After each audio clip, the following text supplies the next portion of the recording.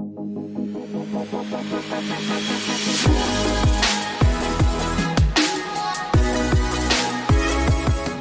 well, good morning and welcome to our Hey Benzie channel. So today we'll be sitting down with Floyd. He is a designer that has experience in the design field. So Floyd, can you please introduce yourself, tell us a little about yourself, who you are, what you do, and then also tell us one of your favorite jokes, just to lighten the Oh, mood. that last question is a bit tricky.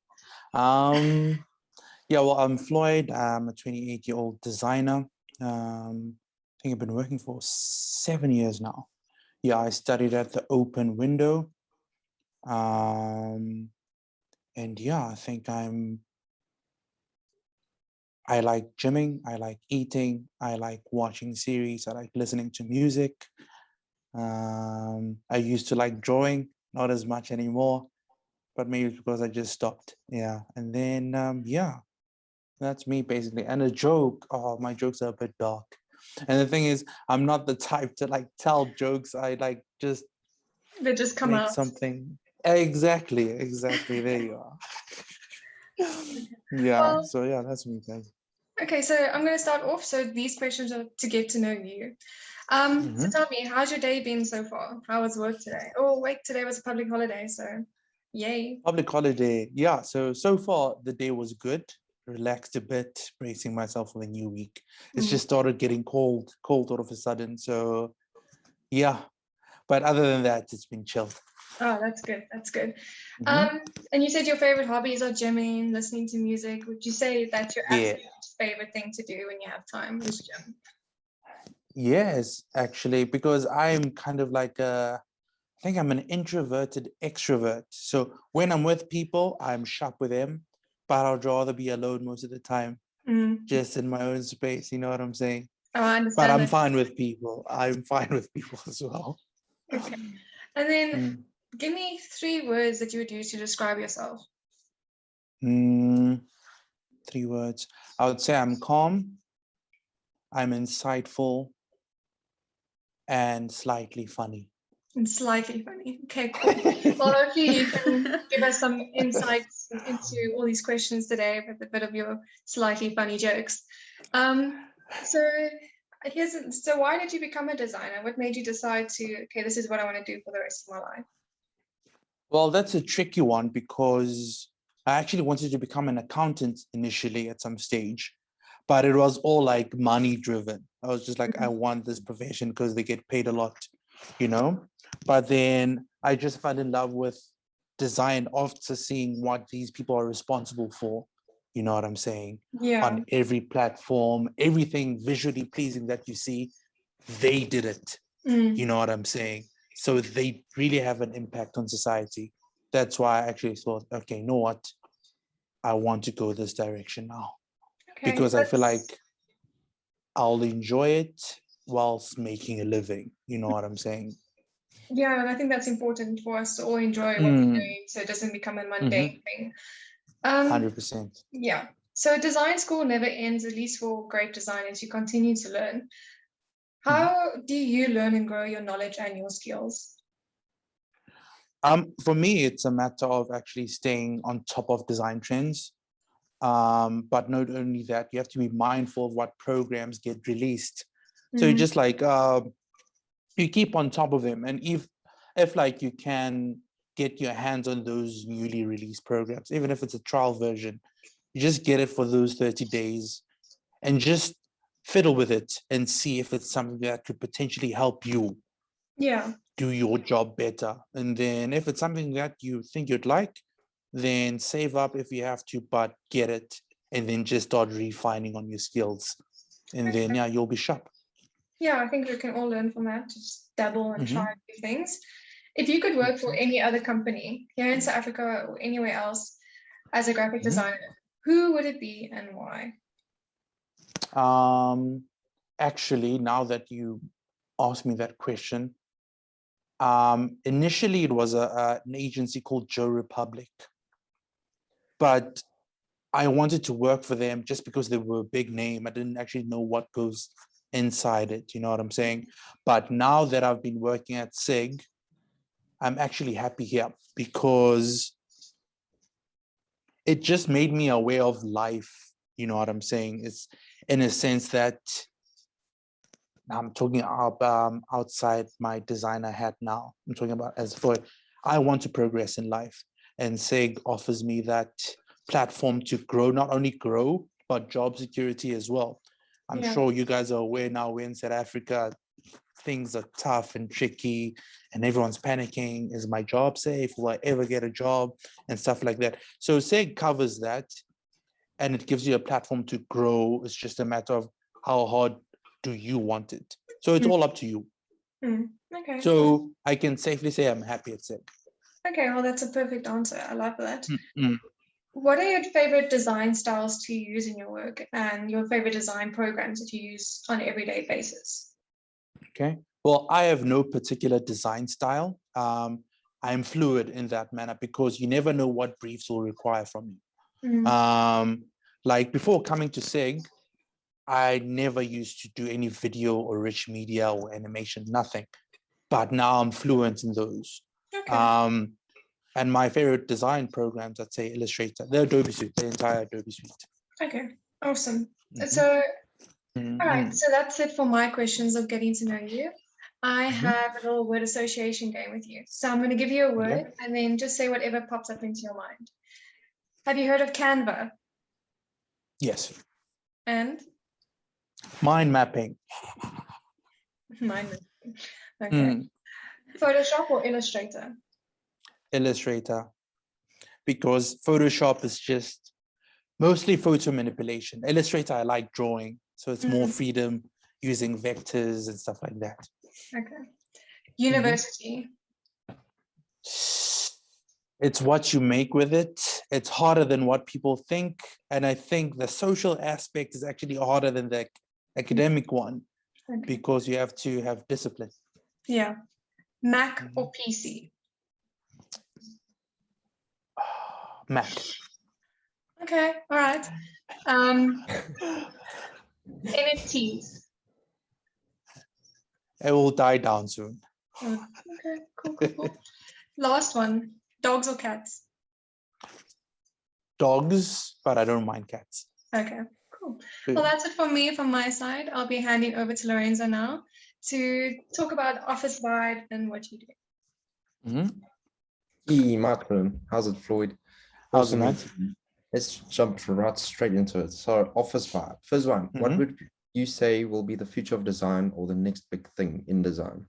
Like when Photoshop and Illustrator came in was a big deal. Right now, or just maybe the future lies in AI mostly, because you've noticed like back then when you're watching these futuristic movies and you saw these glasses that had everything, you're like, this will never happen. But you check it now, there's Google glasses, there's this, there's that, there's that. So I think we're moving towards an AI generation. And like in terms of what's going to happen sooner is desktop and laptops, I think they're eventually going to become obsolete. Everything is being designed for mobile now because everyone has it here. And anything you can do on your phone, you can do on your computer. And in fact, the phone is even more powerful than your computer now because it's so versatile. So I feel like we're going to be focused more on mobile now. Even one of the developers, my colleague, is like, when we do design stuff, we must try designing from mobile and then adapting to desktop. Whereas old school wise, it was the other way around. Oh, that's very interesting. Sure. Right. Next one. What are the biggest the biggest challenges working at SIG, and what is the biggest achievements you've been a part of there? I'd say the biggest challenge is pressing deadlines. And like, we are a small team, so we kind of like pride ourselves in producing quality work in such a small duration of time. And it becomes really tough. So it's crazy. And like the higher ups, I'd say, they can be impatient. So another challenge is that, when you have a CEO who's business minded, they think they specialize in design as well. And it's like, why are we here then if you think you specialize in design? So yeah, it's just a matter of dealing with stubborn characters. And then my biggest achievement personally, but I think I can speak on behalf of everyone at SEG, is growth. You know what I'm saying? Like I mentioned earlier, I never used to work on video or any other media in terms of rich media and animation when I started at SEG, but they just chucked me in the deep end with the equipment, of course, and the necessary software. And now I think I'm fairly comfortable working with those mediums. So that's my biggest achievement. Oh, that's awesome. It's always good to grow. Mm. Nothing standing still. So, you know, all students have a coffee problem, eh? Like caffeine that's a problem. So Yeah. how is the coffee in your office? Yo, we actually invested in like a mega coffee machine. So we are catered there, but we try not drinking it as often as we can because we become immune to the caffeine eventually and it doesn't work anymore. You know what I'm saying? So you can't have like 3 espressos in a row. It's not working. Yeah. Oh, well, that's awesome. You see, taking care of it. Yeah, And nah, for sure. then how does your office hours work? Like when do you go to work? When do you clock off? How does that work? We start work at 8 and we finish at 5. But since the pandemic started, we work on a hybrid system as well, whereby other days we can work from home. And let's say we need to huddle as a team and discuss and strategize a few things, then we go to the office and we meet up and then we go home. You know what I'm saying? But personally, because initially when level 5 hit us, we were working solely from home. But that becomes so tedious because you want that separation of home and work. And if you don't get that, it can get to your head. And you know, when you're getting ready for work in the morning, you getting dressed, your mind is also set, like I'm going to a work environment, I'm going to do what I have to do. And then once I knock off here, I'm going home to relax. That line became blurry eventually. So that's why I prefer going in the office. Okay, that's very interesting.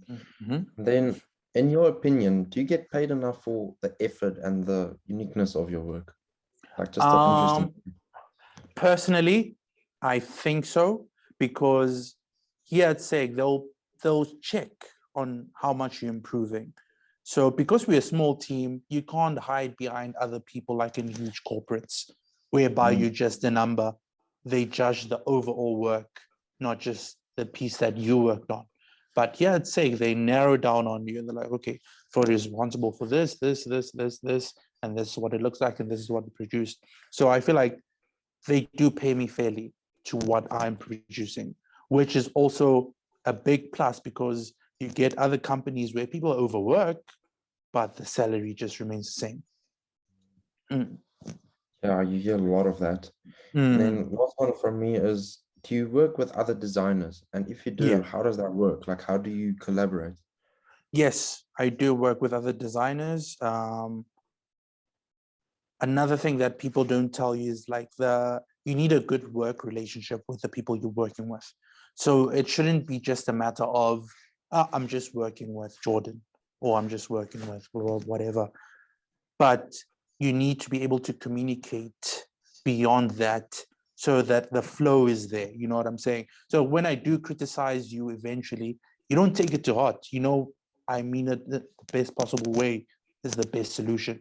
So for me, as much as I am a jack of all trades, if I may say, you do get people who are better at illustration than me, people who are better at icon design than me. So whenever I design an icon, I'll push it to Yaku, who's like the head designer. I'm like, Yaku, what do you think of this? Do you think this will work? Yeah. And Yaku will critique. If it's sharp, it's sharp. If it's not, I go back to the drawing board. Okay, that's awesome. Because I think that's a major factor these days. People don't think about that. Okay, thank you so much. That's all from my side. That was a super cool insight into your daily life. I think our viewers will really appreciate that. Thank you, Floyd. Amazing. Okay, cool. Well, now to have some fun, I'm going to send you a link in the chat. So if you could open it, please, and share your screen. We're going to test and see how great your pen tool skills are, because we all know how fun the pen tool can be. So I'm actually using a mouse now. Okay, so what is the objective of this one? Okay, so you start from the side and then you pull over and you pull down. So you can skip the tutorial if you want to, and then we can start with the actual, it kind of just Okay. shows you which buttons to use and all that. So we played this game in our Photoshop software week, and it was a bit of a challenge. I think we all struggled with it, but since you are a designer and you use this tool quite often, we want to see how good you are at it compared to us. Okay, cool. Okay, so I'm doing it now. So there's a specific number of nodes that you can use. Really? And then if you go over the limit, you have to restart. Okay, can you add your own anchors? Yeah, so you can hold Alt Shift. It works pretty much the same. Because I want to add an anchor here and the shortcut's not working. No, I'm not gonna. I'm pretty bad at this game. Yeah, it's a bit of a learning curve. We've all struggled with it. Yeah, no, I think you guys can leave the session out. Well, you're getting there though. No, but check. Like my shortcuts aren't even working. Command Shift 4. Yeah, the best way, it doesn't work exactly like Photoshop or in Illustrator. If you, like, I know on PC, you can use Alt, which holds down the anchor so you can manipulate it. Yeah. I'm sorry, guys.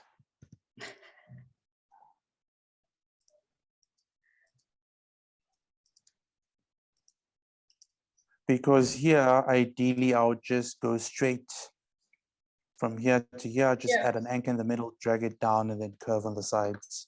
Same thing this side. So would you say, as someone that's like learning to use the pen tool, this is not the best game to practice on?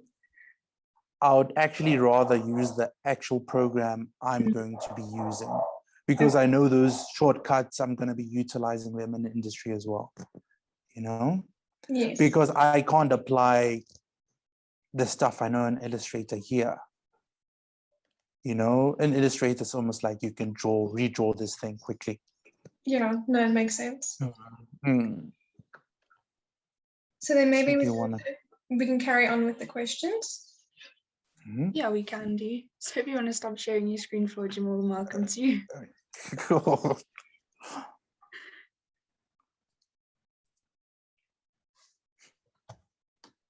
Okay, so I'm going to be asking you a couple questions on the work that you do. So firstly, I want to ask, how are UX design, visual and graphic design differ from one another, and which one do you prefer doing? Well, I can say UX is basically the functional side of design. It doesn't really care much about the look, but having said that, they do go hand in hand with how it's visually represented. Now, I'd say UX is more important, but visual design is more fun, because you don't want to have something looking beautiful but hard to use. You're gonna lose people. Like it's useless. I'm struggling to find that menu, press that button, stuff like that. So I'm mostly on the UI, the visual side, but yeah, we work closely with the UX people, and they usually do the research, and every point that they make is calculated, if I may say. That's pretty interesting. Okay, can you tell us about a design project that you did? You can show us if you have it on hand with you. And is there anything about it that you're proud of? Like, could you tell us about it? Why you designed it? What was the reason behind it? What was the purpose of the design? What were your favorite elements you used?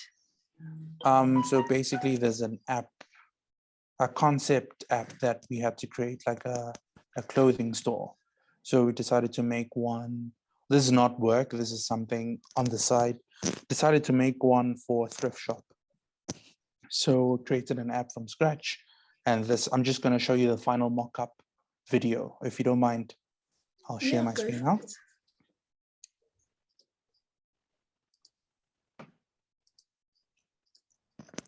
So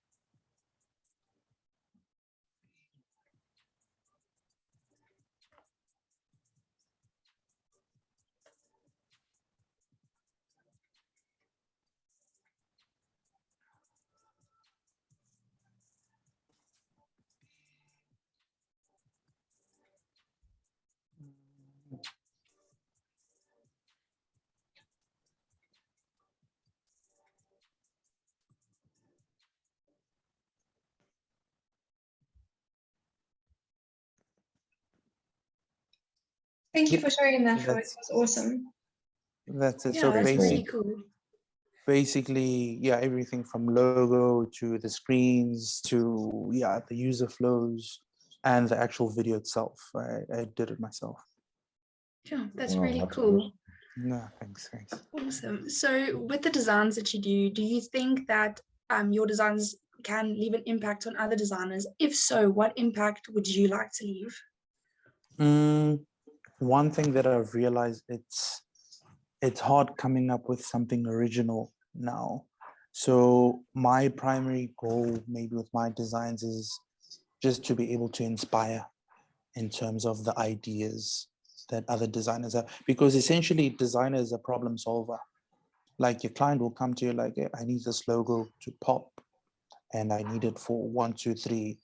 You have to now find a way of visually representing that. So to sum it up, I'd say just to inspire designers who are kind of like stuck, because we've all been there. Yeah, art block is a real thing. Exactly. Yeah. And then how is designing print media different from digital media, and which one would you say you're more comfortable working with? I'm comfortable with both. I prefer digital because it's more versatile in terms of having animations and different mediums of executing one thing. You know what I'm saying?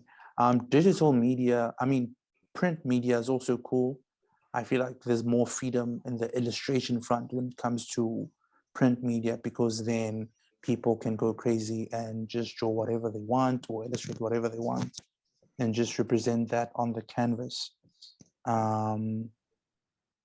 But if I had to pick one, I'd pick digital, as I said, because there's more freedom there. You use elements like video, you combine illustrations, you create apps, there's just a lot going on there as opposed to just print. Yeah, I have to agree with you. I think digital media is becoming a very big thing nowadays.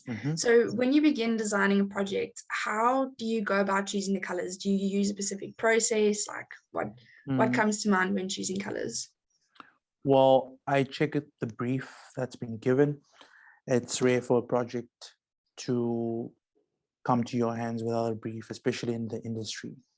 And then I just start doing research about the product. Let's say, for example, it's a company that promotes protecting the ecosystem. Colors that lean towards that are usually green, but then now, a lot of people are just using green. So you're going to try finding something that will complement the green, but not overpower it. And then you just start doing different executions and see how those colors would work on whatever you need to create, whatever objective, whether it's just a banner or brochure or a website as well. How will this green and this other color work together? And then you just take it from there. Okay. Well, since we're on the topic of talking about colors, if you were a crayon in a crayon box, what color would you be and why? Green. I would be green because, I don't know, this stems from a personal thing. Because I remember when I was young, my favorite color initially was green. And then peer pressure came and it was blue. But now that I don't care about people anymore, I'm back to green. So whenever I get the chance to choose green, I'll choose green over and over and over. Oh, that's very interesting. Random, that's random. Yeah. Yeah. So how comfortable are you working with short deadlines? I know you've mentioned that sometimes your deadlines are quite short and pressured for time.